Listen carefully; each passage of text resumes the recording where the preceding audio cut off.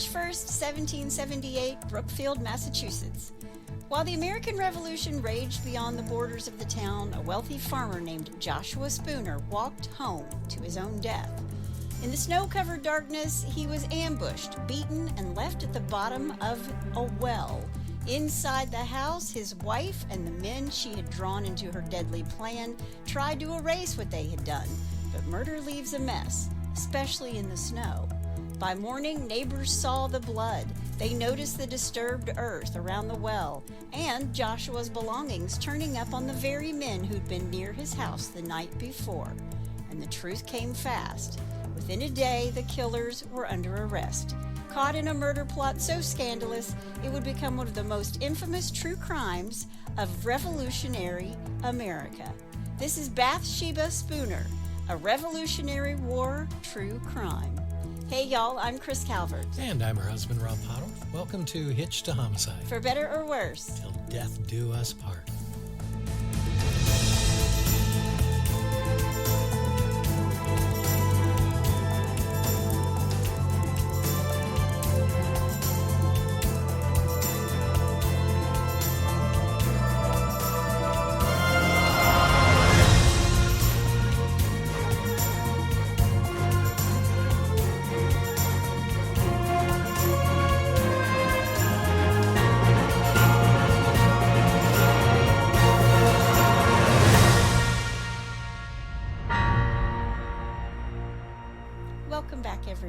Yes, welcome.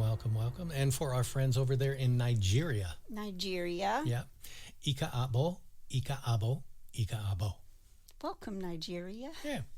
Well, wherever you're listening, be sure to like, rate, and review the podcast. It just takes a second. It helps other true crime people to find us. And if you're watching us on YouTube, hit that subscribe button below. Yep. If you want true crime with us all the time, please go join our closed Facebook group. They're called the In-Laws and Outlaws. Go to H2H In-Laws and Outlaws on Facebook and join. Just answer a couple questions. You're in. You can find us on Instagram at Hitched to Homicide or on X at H2H_podcast. And we also have a Buy Me a Coffee link where you can send Rob some coffee. Please do. And you can also send us a message or a text. And that link is now at the bottom of the show notes. Used to be at the top. Now it's at the bottom. Yep. Well, it's 4th of July week here in the United States of America. 250. So the whole thing, we're celebrating 250 years. Yep. And I couldn't think of a better way to celebrate than to talk about the first true crime in our fledgling country, all the way back in 1777. Oh, wow. Normally, I would say before we get started, let me thank some sources, but I didn't write them down this time, and I don't know why. There weren't any sources back in the 70s. There were no sources. It was all written by candlelight and on parchment. Just kidding. There are a bunch of sources on this, and I will list them all in the show notes. There's actually a book as well, and I will show a picture of that right now on YouTube, and I will list it in the show notes for you podcast listeners. Perfect. All right. Well, you ready? I am. Let's do it. Bathsheba Ruggles is born on February 15th, 1746 in Barnstable County, Sandwich, Massachusetts. Sandwich. By the way, Bathsheba in the Bible is best known as the wife of King David and the mother of King Solomon. She's the first wife of Uriah the Hittite, whom David has killed after committing adultery with Bathsheba. And she becomes pregnant, and David arranges for Uriah to be killed in battle, and then he marries Bathsheba, and Bathsheba has Solomon, who becomes the king of Israel. And I'm only telling you all of this because her name's Bathsheba, and it's kind of interesting how that story sort of relates to this story. All right. Bathsheba is the daughter of Bathsheba. That's right. She's named after her mother. Her father is Timothy Ruggles, or Tim. Tim Ruggles wasn't Bathsheba, the first Bathsheba. It wasn't her first husband. Her first husband's name was Bassett. She was a widow with 7 children when she married Tim. Okay. And together they would go on to have 7 more children together. Wow. So for the record, Bathsheba has 6 siblings and 7 half-siblings. She's the second to last child her mother bears. God love Bathsheba number 1's heart. That's 14. A lot of kids. That's a litter. Now, the Ruggles family has been in the New World for 5 generations. They're not new to what is eventually going to become America. Her father, Tim, was born in 1711. He graduated from Harvard College, which was established 100 years before Tim graduated there in 1732. Wow, I didn't realize it was that old. It's really old. Yeah. And after this, he established a law practice. Now, in 1753, when Bathsheba is 7, Tim moved his family to a 400-acre farm in the new town of Hardwick, west of Worcester, Massachusetts. And Tim played a major role in the French and Indian War and was awarded the rank of Brigadier General. And if you're not up on your history, the French and Indian War was between 1754 and 1763, where Great Britain and its colonists, along with the Iroquois Indian allies, fought France for the territory known then as Ohio. Oh, really? It was the Ohio River Valley, and it covered a whole lot more territory than what the state of Ohio is today. I didn't know that. But our own George Washington led an expedition into the Ohio country and fought the French. It was 1753, and Lieutenant Governor Dinwiddie of Virginia ordered 21-year-old George on a mission deep into the Ohio country to confront the French. He led a surprise attack on the French forces and Fort Necessity, which pretty much ignited the 7-year-long war. Wow. But back to Tim Ruggles, he played a major role in this French and Indian War as well, and he was awarded the rank of Brigadier General. He's tight with George III across the ocean. He's very much a British loyalist. Got it. In 1762, Bathsheba's father, Tim, was appointed Chief Justice of the Court of Common Pleas in Worcester. Tim served in 1762 and 1763 as Speaker of the Massachusetts General Court. Now, a very young John Adams trained in law while he lived in Worcester, and he really admired Bathsheba's father, Tim. Now, he's now Judge Tim Ruggles, and he thought he had a sharp mind. Adams thought that Tim Ruggles had a sharp mind and very bold opinions. In 1759, John Adams wrote, quote, "His honor is strict. People approached him with dread and terror," end quote. What a reputation. Yeah. At the height of Tim Ruggles' career, he was appointed president of the Stamp Tax Congress. It is also called the Stamp Act Conference.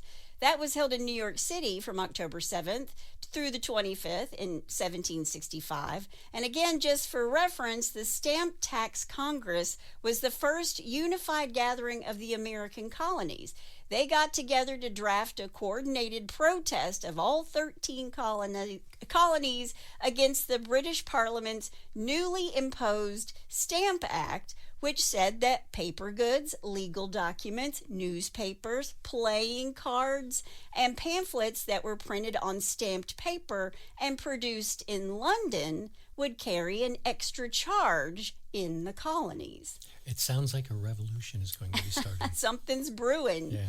Britain passed the act to help pay off the massive national debt they had from the 7 Years' War, from the French and Indian War, and to cover the cost of stationing British troops in America. Okay. And that's where taxation without representation comes from, because the colonists strongly objected because it was a direct internal tax, and the colonies had no elected members in the British Parliament. So they haven't thrown the tea into the bay yet. That hasn't happened yet. But they argue that this Stamp Act is unconstitutional and it violated their rights as Englishmen. And this is what caused the people of the colonies to organize into groups like the Sons of Liberty. They would intimidate tax collectors and they boycotted British goods. And this Stamp Act Congress was to formally petition the king. And Bathsheba's father, Tim, is the man who's been appointed as the president of this Stamp Tax Congress. And a man named John Dickinson was the principal author of the formal petition to the king. And John Dickinson is going to write a lot of the colony's official documents to King George III. And honestly, John Dickinson was nice about it when he writes this. He politely blamed British Parliament and not the king himself for this oppressive policy, and he pleaded with the king to step in and restore the colonists' right and self-government and taxation.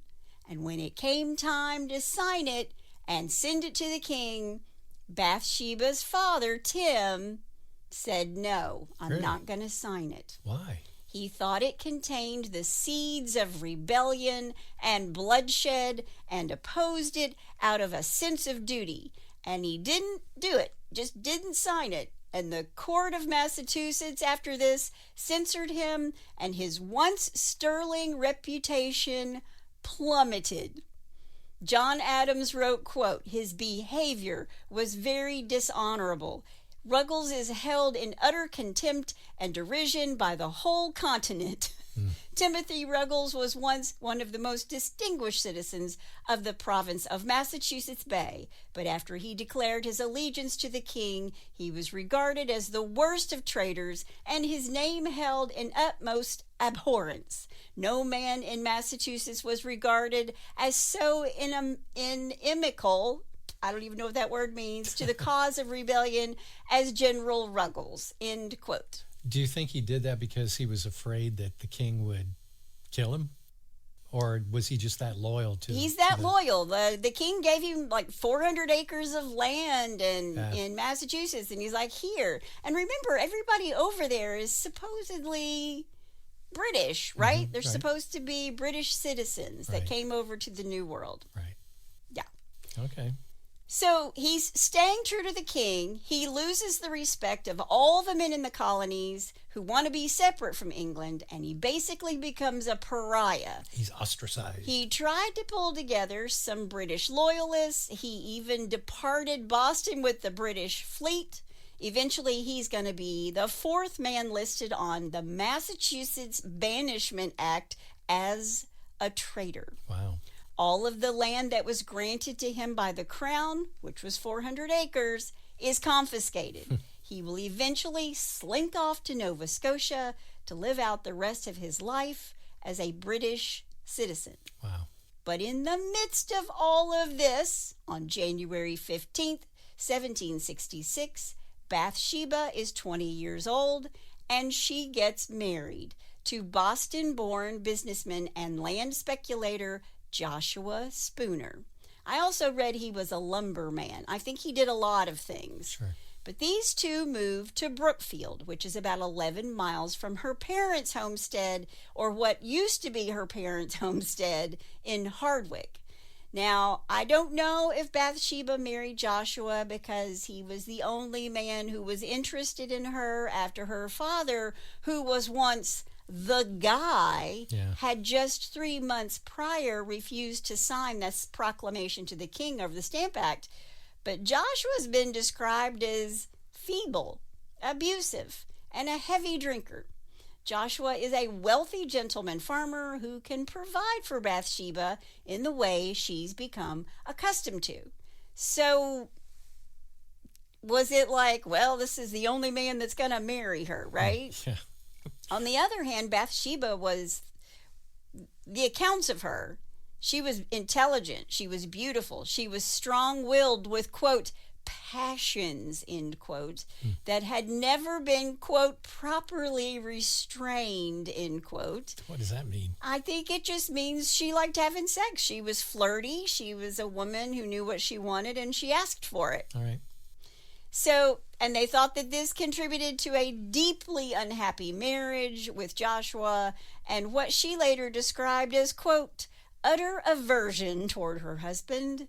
She was the mother of 4 children, but she had separated herself from her father, whom she loved dearly. She separates herself just to not be a part of everybody hating her. Right. And she's trapped in this loveless marriage. So she's brought up in this life of privilege, but Massachusetts is the heart of the American Revolution, and everyone hated her Tory father. By the way, a Tory was the nickname for a loyalist to the British Crown. And the word Tory comes from an Irish Gaelic word meaning outlaw or pursuer, and it was first used in the 17th century English politics as an insult before becoming the label for pro-monarchy. Okay. But Bathsheba, who is this beautiful woman, is in a marriage with a man that she doesn't like with 4 children, while society around her has shunned her because of her father. Now, her husband Joshua was not a Tory and was aligned with the patriot cause. So they're living in uncertain times. Everybody is. Sure. She's really living in uncertain times. She hates her abusive husband, and divorce at that time is just not a thing. It's unheard of. And on top of all of this, America is about to tell Britain to f*** off, for a lack of better terms. The Patriots have lived through the British Crown and Parliament making all the rules for the colonies, which there are many, that leads to the Boston Tea Party on December 16th, 1773, and the meeting of the First Continental Congress in Carpenter's Hall in Philadelphia on September 5th through October 26th. And on March 23rd, 1775, Patrick Henry gave his Give Me Liberty or Give Me Death speech in Richmond, Virginia. And less than a month later, on April 18th, Paul Revere takes his famous ride alongside a man named William Dawes, who you don't hear as much about. But he carried the exact same message as Paul Revere, that regular British troops were coming to seize arms and possibly arrest patriot leaders. He was the one who warned John Hancock and John Adams. Dawes was. Right. The next day, April 19th, the battles of Lexington and Concord in Massachusetts happen. 2 months later, George Washington is appointed Commander-in-Chief.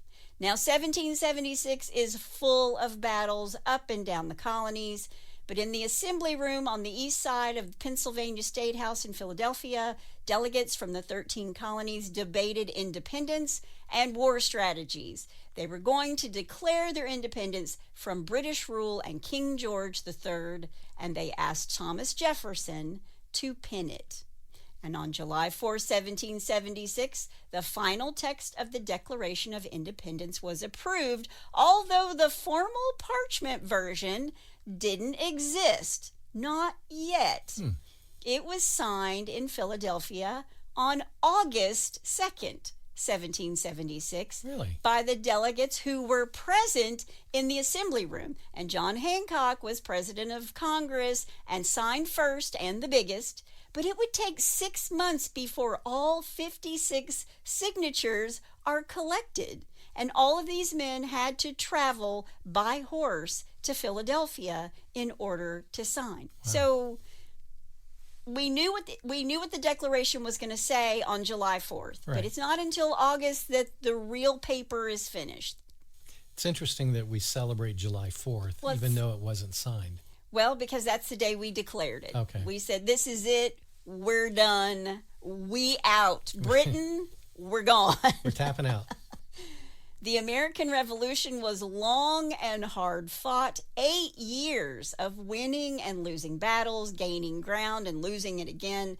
There were anywhere from 230 to 250 individual battles and 165 principal engagements between 1775 and 1783. Wow.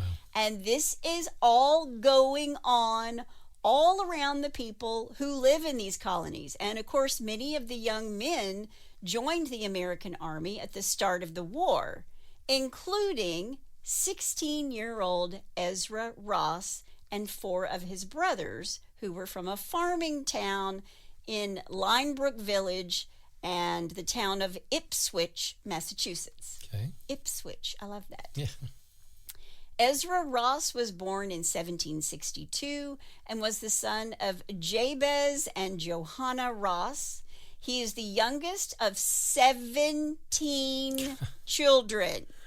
I guess the pill didn't exist back then. I think the reason we won the war, we just had more people. Yeah, we just kept churning them out. Apparently there wasn't a whole lot to do in colonial America. Exactly. Tend your fields and make children. Yeah. 4 of Ezra's brothers will die in the Revolutionary War. But after the siege of Boston and the British evacuation in March of 1776, 16-year-old Ezra Ross followed General George Washington to New York and to Trenton, New Jersey. Mm-hmm. And after completing his enlistment, Ezra set out by foot on a grueling 300-mile journey to return to his home in Ipswich, which is 28 miles north of Boston. He didn't have a horse? He's 16. No. Good He's Lord. 16. He follows George Washington into battle, into New York, into New Jersey, and then he gets a reprieve and he gets to go home for a little while, right? Mm-hmm. And he has to walk 300 miles. And by the time he gets home, he has to go right back. Well, we're going to talk a little bit about that, because how do you keep track of all these soldiers, right? Right. So he's been walking 300 miles trying to get home to Ipswich, and he's just outside of Boston, and he's passing through Brookfield in March of 1777. And he had a, quote, severe fit of illness, end quote. And this is when he lands on the front porch of none other than Bathsheba Spooner. And Bathsheba took him in, and she took care of him. She fed him. She nursed him back to health. And Bathsheba took a liking to young Ezra. He was handsome. He was virile. He was 17, for goodness sake. And how old is Bathsheba at this point? She is 31. She's a cougar. And Ezra was quite taken by Bathsheba as well. She was beautiful and wise in the ways of the world, so to speak. Right. And these two begin a love affair. A torrid romance. According to a confession taken by a Reverend Ebenezer Parkman, Ezra said he was feeling kind of depressed, and Bathsheba asked him why he was so low-spirited, and he said he was missing home, and she took that to mean he was lonely. So she asked him if he would like to sleep with her in her bed so he wouldn't be so lonely, and she, quote, gave me an invitation to defile her marriage bed, end quote. Wow. Okay. After weeks of her taking care of him, and it is assumed that their sexual relationship began during this time of his recuperation, Ezra made his way home, the final 28 miles. And there are sources that say he went home sometime in April of 1777. So he was there like between 4 and 6 weeks, okay? Yep. When he made his way back to his regiment, he's going back to his regiment in August of 1777, Ezra was on his way to support the Americans at Fort Ticonderoga. He stopped once again in Brookfield to see his beloved Bathsheba. It's believed that while Ezra was there this time, the two of them were in bed together when Joshua, her husband, came home. She hopped out of the bed to greet her husband, and Ezra got the heck fire out of Joshua's marriage bed, so to speak. It's like Michael J. Fox in Secret of My Success. Yes, yeah. Only it's not his aunt. Yeah, true. So she's having sex with him a lot, it seems. I mean, who knows? He's going off to war. It's unclear how long he stayed this time, but it's believed he joined up with the other patriots on October 7th and left for the front for campaign season, which included the battles at Saratoga. Now, by December of 1777, after the American victory at Saratoga, where the British surrendered on October 17th, 1777, Ezra goes back to Brookfield And this is when people actually witnessed Ezra and Bathsheba out riding horses together. Just to gallop around the farm and a roll around in the hay, right? So to speak. He's going to stay well into 1778 in Brookfield with Bathsheba. So he gets there in October, he stays through Christmas, and he's still there in January. Wow. And you may be wondering, where in the heck is Joshua Spooner all this time? Right, yeah. Bathsheba's husband. Well, he actually meets Ezra when he first stumbles into their home, sick as a dog, and he took a liking to him. He would take him with him on business trips, short business trips, sometimes extended business trips. When Ezra came back to Bathsheba and Joshua's home on December of 1777, he began traveling with Joshua on even longer business trips. So he likes this kid. Right. And he's a patriot. Joshua's a patriot. So he's looking at this 17-year-old kid who's out there putting his life on the line for all the things that Joshua wants for this brand new country they're forming, right? And he has no idea what's going on. By the end of January of 1778, Ezra's soldiering days are over. He just never returned to the battlefront. And I guess that's how it worked. It's like, okay, well, you've served your time. You don't have to go back, or maybe he just decided he wasn't going to go back, right? Right. And by February, Bathsheba is pregnant with Ezra's child. Oh, wow. Adultery was considered sinful and divorce was out of the question. So Bathsheba came up with a plan. She would poison her husband, who loved his work and the drink more than her. And don't forget, he abused her. Yeah. And then she would live out her days with her beloved little Ezra. So here's her plan. She wants Ezra, on one of his trips with her husband, to pour aqua fortis, nitric acid, into his grog, which is rum diluted with water, sugar, and sometimes lemon or lime. It's his cocktail of choice. Okay. But when they returned, Joshua is still alive, and Ezra looks at Bathsheba and is like, I couldn't do it. He didn't want to kill Joshua. Right. And after this, he leaves Bathsheba's home, but not for long. Hold that thought. Okay. Now, when the British Army surrendered at Saratoga, the Patriots, the Americans, they made all of these British soldiers cross the Hudson, and they marched them into Massachusetts to be, quote, quartered in near or as convenient as possible to Boston. They're going to ship them back to England. But marching these men through the winter in October and November, it was tough. There was lots of rain, there was lots of snow, and many of these British soldiers became deserters. And two of them were from the 9th Regiment of Foot. So I don't know if that means I'm not great with military history, but 9th Regiment of Foot, I'm assuming that Foot is the guy who's in charge. Okay. I could be wrong. Somebody's going to email me and tell me what an idiot I am. But they're from the 9th Regiment of Foot. Okay. Their names were James Buchanan, a Scottish sergeant in his early 30s, and William Brooks, who was from Wednesbury, Staffordshire, and he's 27. And this dude, by the way, while he's coming to the colonies on a ship, he's coming to America to fight for the crown. He stole a shirt from another soldier out of his knapsack on the ship on the way over, right, and was so afraid he'd be punished that he jumped ship. Oh, and they rescued him, and when they realized what he'd done, they punished him for stealing the shirt anyway. Oh, man. Not the brightest crayon. Yeah. Not the best oar on the boat. Yeah, exactly.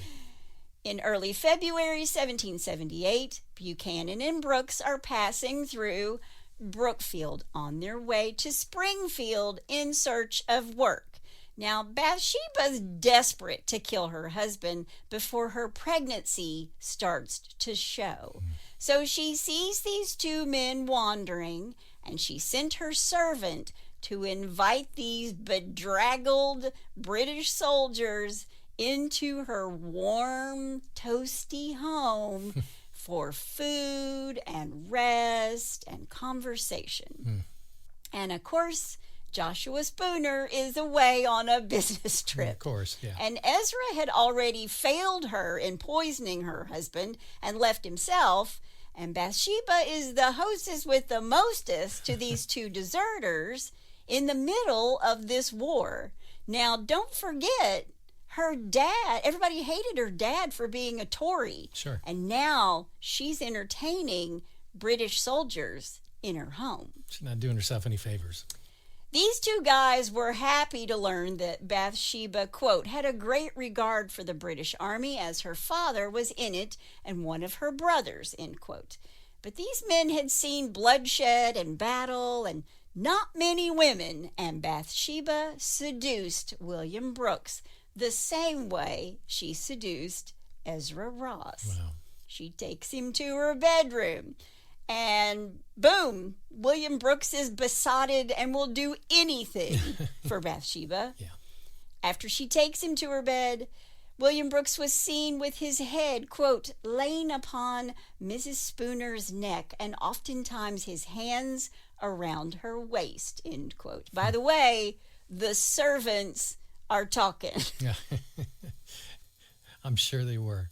Here's what she offered the boys. She told the British deserters she would give them $1,000, clothing, and she might even make love to both of them if they would murder her husband. Wow. Which they agreed to do, quote, on the first favorable opportunity, end quote. For 11 days, Williams and James stayed in the grand Spooner home.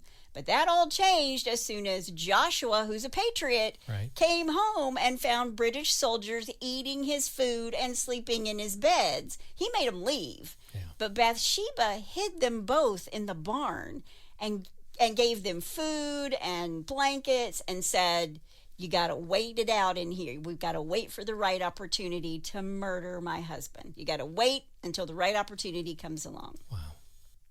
On March 1st, Ezra Ross, either by accident or design, arrived at the Spooner house. He's back. He had never met Buchanan or Brooks before, but the beguiling Bathsheba somehow talked Ezra into joining these two in the plot to murder her husband. And I think that Ezra was probably like, I don't want to be the guy holding the knife. I don't want to be the person with the weapon. Sure. Maybe I'll aid and abet, but I'm not going to do the deed, right? Right. Joshua Spooner spent that evening with his pals at Cooley's Tavern, a quarter-mile from his house. He left the tavern between 8 and 9 o'clock. When he was walking home, he is attacked by William Brooks, who beat him to death, while James Buchanan and Ezra Ross helped. Now, they never tell us exactly what he was beat to death with, and they never say how Officer Buchanan or Ezra Ross helped. Okay. The men dragged Joshua's body to the well on the Spooner property. And Bathsheba's plan was to say that her husband got up during the night to draw water from the well and accidentally fell in and drowned, because everybody knows that he likes his drink, right? Right. This is not a masterminded crime. These three are they're idiots. They leave Joshua's crumpled hat, blood on the snow, their own footprints, and heaps of snow next to the well. It's almost like there's a dead guy in here. All they were missing was the hands with the springs. Yeah. After they dropped him down the well, Bathsheba and the three men burned Joshua Spooner's blood-stained clothing. Bathsheba opened her family's money box and gave the men a down payment of $200, together with some of Joshua's fresh clothing, because they were covered in blood because they beat him to death. Right. And off the three fled into the night. They were supposed to go as far away as possible. But did they? They only made their way to Worcester. And these three idiots who are wearing Joshua Spooner's clothing are carrying his saddlebags, wearing his watch, and a pair of silver shoe buckles with Joshua's initials engraved on them, not to mention that they're flashing this wad of money that Bathsheba had given them. So it's not incriminating or anything. Yeah. And it's no mystery to Joshua's friends and business associates that he's not around. The neighbors come forward to the local authorities, who see Joshua's bloody hat, all the blood around the well in the snow, and they put two and two together. And when they drag Joshua's body from the well, it's evident he's been beaten to death. Yeah. And he didn't die from a fall. Right. Now, because so many people had seen Bathsheba cavorting with Ezra and even William, the day after the three men are apprehended, they come for Bathsheba at her house. Yeah, I'm sure you didn't have to be a rocket scientist to figure out that she was probably involved. Well, they get all four of them in front of the authorities, and all four of them confess to what had happened. And we're all now sitting in prison, where Bathsheba tells them, "Oh, by the way, I'm pregnant." Yeah. To which they said, "Well, we'll just see about that." The case was immediately framed as sensational. Newspapers described it as the most extraordinary crime ever perpetrated in New England. It was filled with all the political hype, and Bathsheba was a loyalist and a patriot, and two British perpetrators killed her husband. And let's not forget that everybody hates her prominent Tory father, Tim Ruggles. Everybody's talking about it. It made finding a jury in a partisan environment pretty much impossible. Yeah.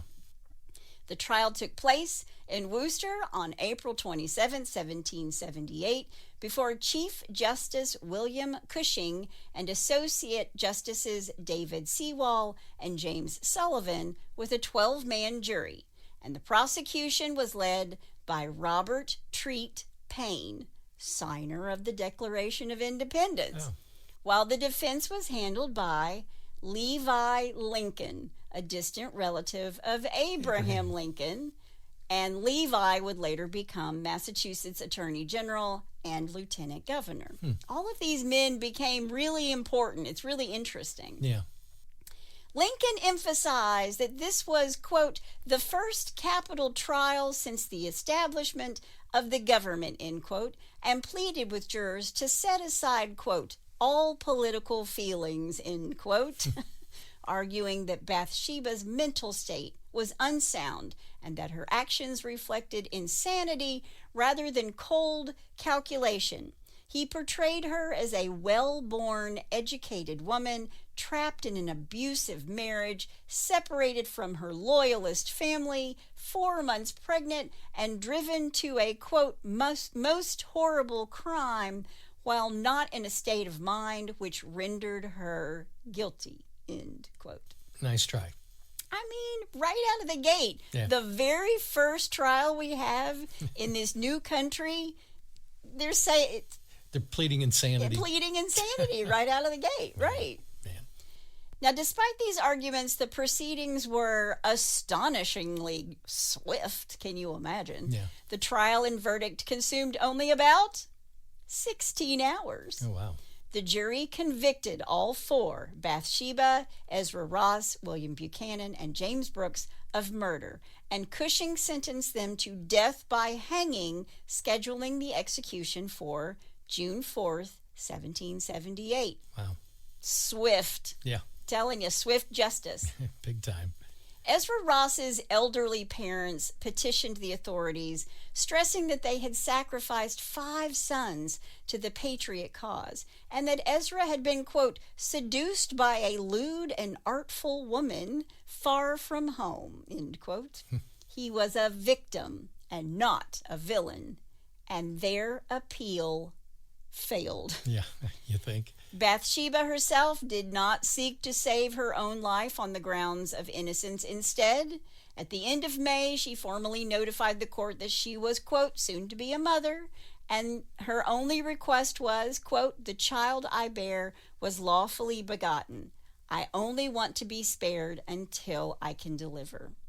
and under English common law, execution of a woman, quote, quick with child, end quote, where a fetal movement is felt, was traditionally delayed, making her claim legally significant. So she's just saying, look, you can kill me, Right. but let me have this baby first. This baby is innocent. Sure. But 2 male midwives and a jury of 12 matrons examined Bathsheba and reported back that she was not, quote, quick with child, end quote, a conclusion accepted by the Massachusetts Council, which denied a reprieve from her death by hanging sentence. Now, when they say quick with child, does that mean she's not pregnant at all, or she's just not far enough along? If you're quick with child, you are pregnant. You are pregnant, okay. Right? I didn't understand. And they're saying if she's quick with child, we should be able to feel that baby moving around. Okay, so they didn't think she was pregnant. Well, after all of this, the male midwives changed their mind. They changed their opinion along with a female midwife and Dr. John Green, who was actually Bathsheba's brother-in-law. They signed a statement that they believed that she was indeed pregnant, but the council refused to reconsider. The execution warrant was signed by Deputy Secretary John Avery Jr., a prominent son of liberty, whose deep hostility to Loyalists likely influenced his stance. He's like, I hate your dad, Right. and I hate you. Yeah. There But are I'll be impartial. Yeah. Now, there are many who believe that hanging Bathsheba was more personal vengeance against her father, and that was why they really didn't care if she was pregnant or not. Right. Bathsheba requested that after her death, they perform an autopsy on her. They're like, you're not pregnant, we're going to hang you. And she said, fine. But after I'm dead, I want you to perform an autopsy. On July 2nd, 1778, an estimated crowd of 5,000 people gathered in Worcester. This was the largest mass execution audience yet recorded in the United States. Wow. To witness the hangings. And under armed guard, Ezra Ross, James Buchanan, William Brooks, and Bathsheba Spooner were taken by cart to a gallows near the courthouse where her father had once presided as Chief Justice. There's some irony. Think they did it on purpose. Yeah. The 3 men were hanged first, then Bathsheba. Her face was covered, publicly acknowledged her guilt, and calmly addressed Sheriff William Greenleaf, quote, my dear sir, I am ready. In a little time I expect to be in bliss, but a few years must elapse when I hope I shall see you and my other friends, end quote. Then she was hanged until dead. Then when they did the autopsy that Bathsheba herself requested, it revealed a fully formed male fetus, 5 months old, confirming she had indeed been pregnant when she was executed. She was quick. The killing of an unborn child alongside its mother horrified many who were patriots, but it's too late. All she'd asked for was to have the baby first, then they could hang her. Right.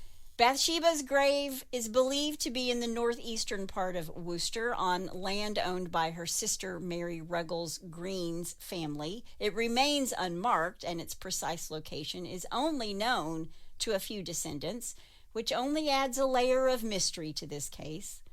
Her surviving children had mixed fortunes. One son became a successful Boston businessman. Another died in a shipwreck off of England. And her daughter, Bathsheba, because Bathsheba had Bathsheba, who also had a Bathsheba, was described as, quote, hopelessly crazy, end quote, for many years before dying in Cambridge, supporting theories of a familial mental illness. Bathsheba's father, Timothy Ruggles, he was in New York at the time of his daughter's execution. Again, he later went into exile in Nova Scotia with several sons.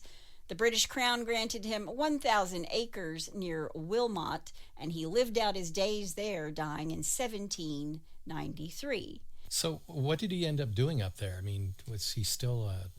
He was loyal to the crown. He was Right. loyal to the king. Right. And they gave him 1,000 acres, and he just sat up there and was a fat cat. Just kind of hung out. Yeah, he was not a part of the making of America. He was in the beginning, and then suddenly he was just like, wait a minute, I don't want to go against the king because he gave me all of this land here in the colonies. Sure.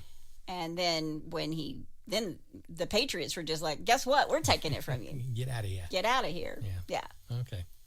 But this case, it symbolically punished a loyalist patriarch, her dad, through the judicial destruction of his daughter. And a lot of the patriots were like, this wasn't right. I mean, we hated him, but we took it out on her. Right. And there are lots of historians who have debated Bathsheba's sanity and culpability, with modern legal and psychiatric experts consulted, and they concluded that if she was tried today with an insanity defense, she would likely be acquitted or found not guilty by reason of mental illness. And others emphasize her agency, her sexual autonomy, and the calculated manipulation of Ezra Ross, William Brooks, and James Buchanan, arguing that she consciously weaponized her sexuality and her social position to orchestrate a murder for personal reasons. She knew how to get her way. She wanted her way. Yeah. William Brooks and James Buchanan were quoted during their confession as saying when they were guilty, quote, of the bait the seducer of souls was laying for us, end quote. She's the seducer of souls. Wow. Yeah. So what do you think? Was she crazy? Did she just want out? Was she willing to do anything? Was she really a loyalist? Or did she even care? I think all of the above. You know? I think she was a little nuts, but I also think she knew what she was doing. I think she knew what she was doing. I think she wanted out of her marriage. I think she was a victim of her circumstances because people hated her because of her father. Right. And what could she do about that? And I have to say at the end when she was like, fine, I did this, because she willingly came forward and said, yeah, I orchestrated the whole thing. I wanted him dead. Sure. But I'm pregnant and you can hang me, but wait until I have this child. This child is innocent. Yeah. So the fact that she did that for me was a little bit like, okay, she knew what she was doing. She was cognizant of what, Yeah, maybe she was, a victim of her circumstance at the same time. Should she have seduced all these young men? No, but should she have just stayed in her unhappy marriage? No. Yeah. But she was a woman. Sure. What was she supposed to do? She was a woman, and the American Revolution is playing out all around her. Sure. Yeah. But that is the story of Bathsheba and the American Revolution and the very first true crime in the United States of America. And that's all I have to say about that. All right, my take on this, and I think that anytime someone plans a murder or something like that, there's a little something off going on. Well, it was premeditated. Right.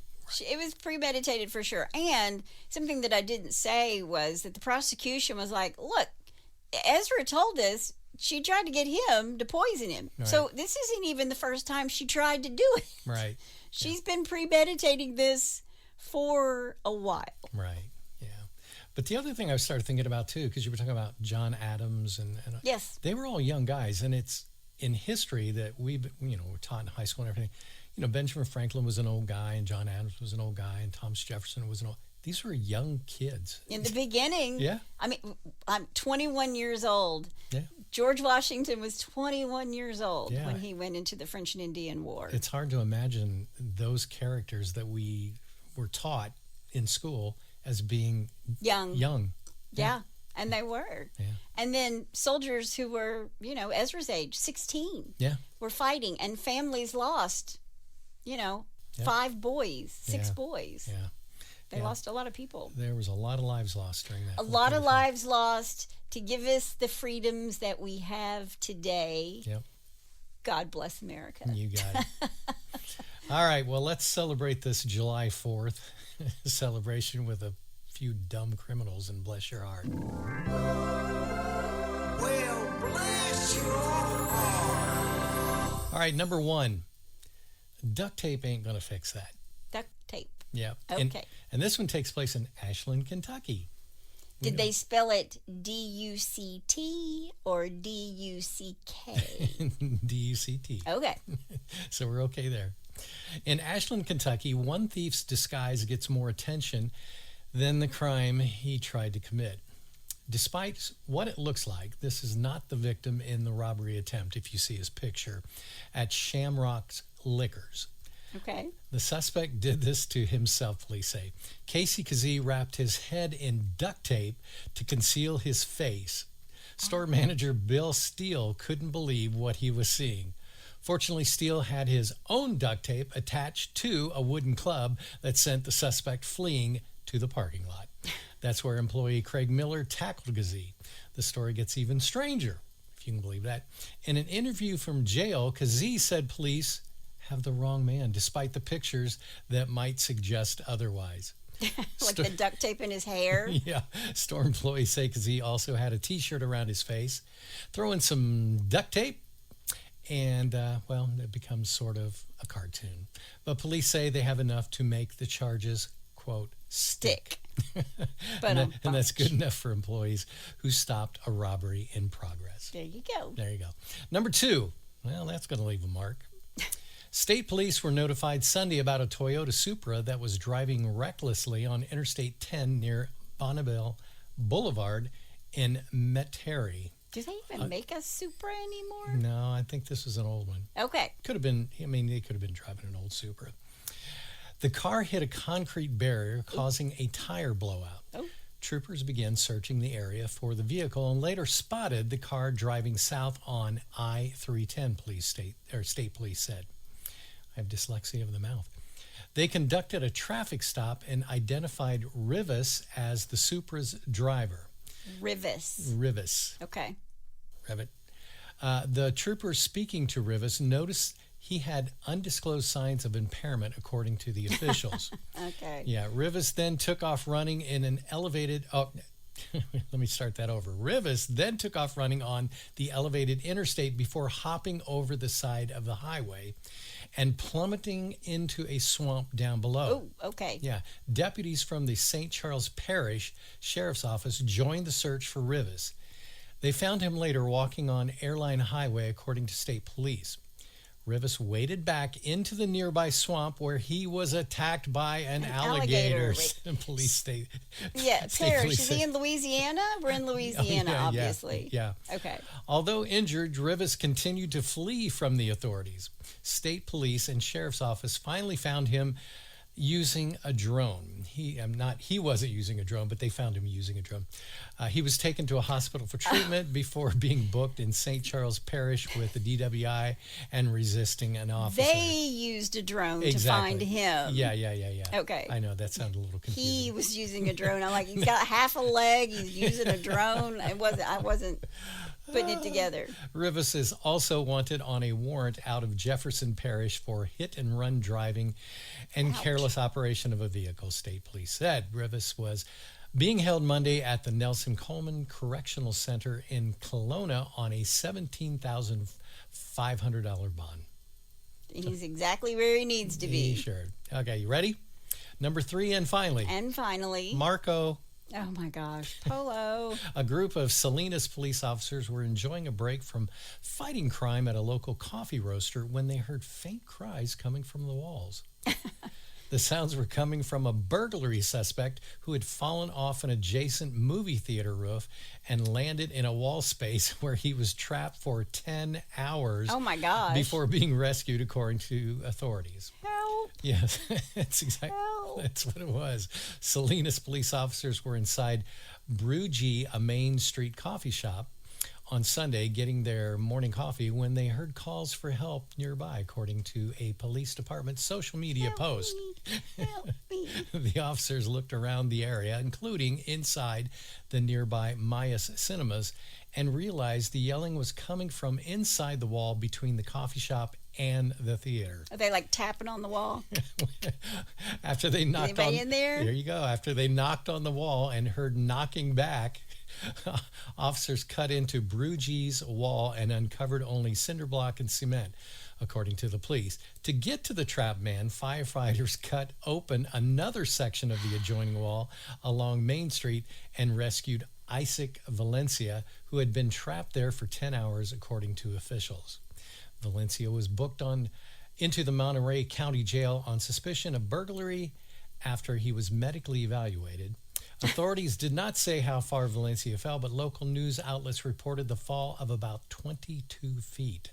Video of the rescue posted by police department shows the Salinas Fire Department breaking down the wall. Quote, "We're glad this ended with everyone safely going home," the police department said in its online post. "Great work by our graveyard officers, even when tired, for trusting their instincts, staying persistent, and quite literally listening to the walls." So there's your dumb criminals for the week.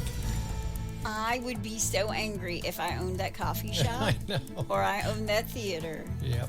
I mean, how do you call your insurance agents and say, okay, here's what happened? Yeah, get a load of this. Yeah. Mayhem shows up. That's what happens. Yep. The guy, Mayhem. Yep. Well, if you have a bless your heart or you know somebody's heart who needs blessing, all you have to do is go to hitchtohomicide.com. When you get there, there's a pull-down menu, and while you're there, you can also suggest a case or tell us about your brush with true crime. Please do. That's my amazing husband out there. And that's my beautiful bride in the booth. Join us next time on Hitch to Homicide. Bye, y'all.